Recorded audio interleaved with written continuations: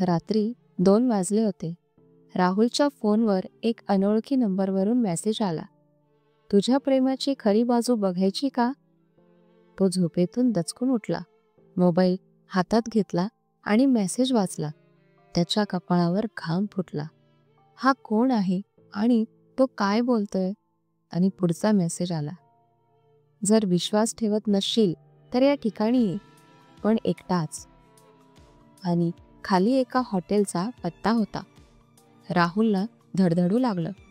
त्या ठिकाणी जायचं का, की हा फक्त कोणीतरी उगाच मस्करी करत आहे? पण त्या हॉटेलचं नाव त्याला ओळखीचं होतं. त्या हॉटेलमध्येच त्याने आणि सायलीने अनेक सुंदर क्षण घालवले होते. खरंच असं काही असेल का? सायली हे राहुलचं प्रेम. 3 वर्षांपासून त्यांचं नातं होतं. त्याने आयुष्यभर तिच्यासोबत राहायचं ठरवलं होतं. पण आता हा मेसेज. तो झटकन उठला आणि हॉटेलकडे जायला निघाला. राहुल हॉटेलच्या बाहेर पोहोचला. हळूच आत डोकावलं आणि जेव्हा त्याने ते पाहिलं, त्याच्या पायाखालची जमीन सरकली. सायली तिथे होती, पण ती एकटी नव्हती. ती कोणासोबत तरी बसली होती, हातात हात धरून. राहुलच्या श्वासोच्छवासाचा वेग वाढला. तो एका कोपऱ्यात लपून बघत राहिला. सायली हसत होती. ती ज्या प्रेमाने त्याच्याशी बोलायची तसंच ती त्या दुसऱ्या व्यक्तीशी बोलत होती. राहुलचं हृदय तुटून कोसळलं. त्याच्या मनात हजारो प्रश्न होते. ती मला फसवत होती का, की हे पहिल्यांदाच झालं? आणि त्याच्या फोनवर पुन्हा मेसेज आला. आता विश्वास बसला का? राहुलने त्या नंबरवर कॉल केला, पण समोरून कोणीही बोललं नाही. फक्त हसण्याचा आवाज, एक वेडसर थंड हसू. तो अजून हादरला. हा कोण आहे ज्याने मला हे सगळं दाखवलं?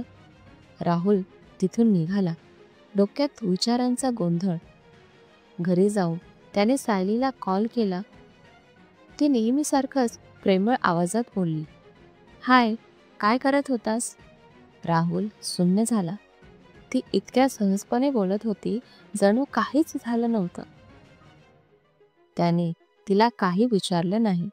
तो फक्त हसला आणि म्हणाला, काही नाही, फक्त एक गोष्ट शिकायला मिळाली. कधी कधी आपलं प्रेम फक्त आपल्यापुरतंच असतं. दुसऱ्यासाठी तो फक्त एक खेळ असतो. ती गोंधळली. काय झालं? पण त्याने फोन कट केला. त्या रात्री तो समुद्र किनाऱ्यावर बसून फक्त लोकांकडे बघत राहिला. तो संपला होता. त्याचं प्रेम संपलं होतं आणि त्याचं आयुष्यही आता अर्थहीन वाटत होतं. रात्रभर समुद्रकिनारी बसून राहुलने विचार केला, मी इतका मूर्ख कसा झालो?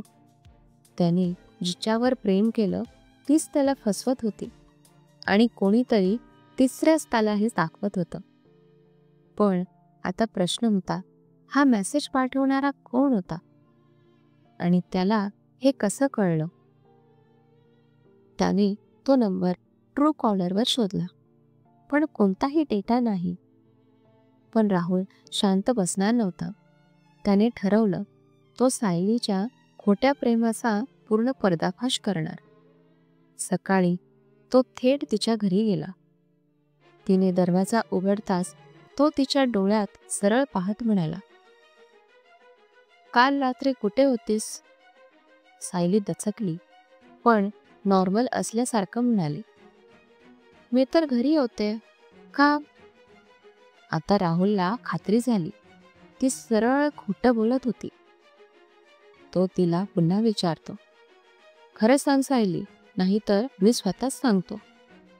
तिचा चेहरा पांढराफटक झाला. ती काहीच बोलली नाही. राहुलने फोन काढला आणि तिला एक फोटो दाखवला. तोच फोटो जिथे ती त्या दुसऱ्या व्यक्तीसोबत होती.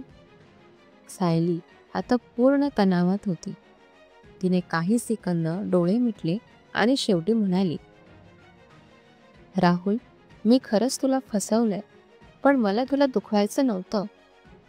त्याने संतापाने विचारलं, मग असं का केलंस?